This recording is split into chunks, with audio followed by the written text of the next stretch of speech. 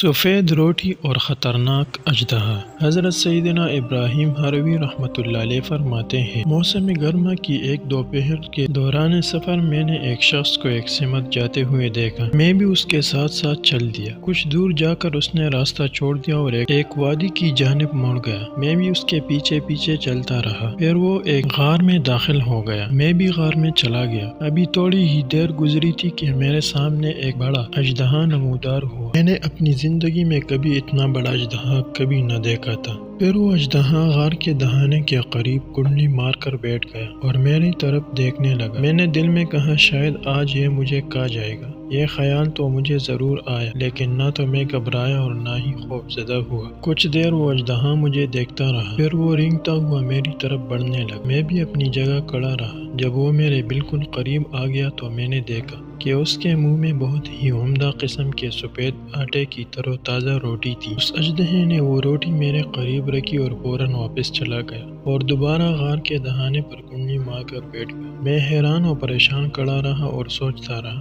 کہ اژدہا یہ روٹی کہاں سے لایا ہے۔ پھر میں نے وہ روٹی کھائی اور دوپہر کا وقت گزارنے کے لیے آرام کی غرض سے غار ہی میں رک گیا۔ جب موسم کچھ ٹھنڈا ہوا اور شام ہونے لگی تو میں اس غار سے نکلا اور چلتا ہوا اپنے ساتھیوں کے پاس پہنچا۔ مجھے دیکھ کر وہ کہنے لگے، تم کہاں سے آ رہے ہو اور اب تک کہاں تھے؟ میں نے وادی کی طرف اشارہ کرتے ہوئے کہا، میں اس وادی سے آ رہا ہوں۔ پھر انہوں نے پوچھا، کیا تم نے بھی وہ چیز دیکھی ہے جو ہم نے دیکھی؟ میں نے جواباً کہا، تم کس چیز کی بات کر رہے ہو؟ ذرا وضاحت کرو۔ انہوں نے بتایا، آج دوپہر کے وقت ہمارے سامنے ایک بہت بڑا اژدہا آیا۔ ہمارے بالکل قریب آ کر وہ اپنی دم پر کھڑا ہو گیا اور زور زور سے پھنکارنے لگا۔ ہم خوفزدہ ہو گئے۔ ہم میں ایک بزرگ بھی موجود تھے جو بہت دانا اور معاملہ فہم تھے۔ انہوں نے ہم سے فرمایا، میرا گمان ہے کہ یہ اژدہا بھوکا ہے، شاید خوراک کی تلاش میں ہم تک آ پہنچا ہے۔ یہ کہنے کے بعد انہوں نے سفید آٹے کی عمدہ روٹی اس کی طرف پھینک دی۔ اژدہے نے وہ روٹی اپنے منہ میں لی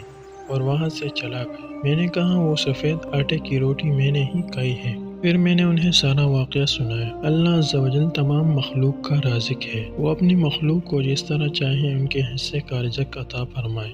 وہ ہر چاہے پر قادر ہے، چاہے تو موذی جانوروں کے ذریعے اپنے بندوں کو رزق عطا فرما دے، جیسا کہ مذکورہ بالا حکایت میں ایک خطرناک اژدہے کے ذریعے حضرت سیدنا ابراہیم ہروی رحمۃ اللہ علیہ کو ان کے حصے کا رزق عطا فرمایا۔ بس انسان کو اپنے پاک پروردگار عز و جل پر کامل یقین ہونا چاہیے۔ اللہ عز و جل ہمارے اسلاف رحمۃ اللہ علیہم اجمعین کے صدقے توکل کی دولت سے مالا مال فرمائے اور ہمیں رزق حلال کھانے کی توفیق عطا فرمائے۔ آمین بجاہ النبی صلی اللہ علیہ وسلم۔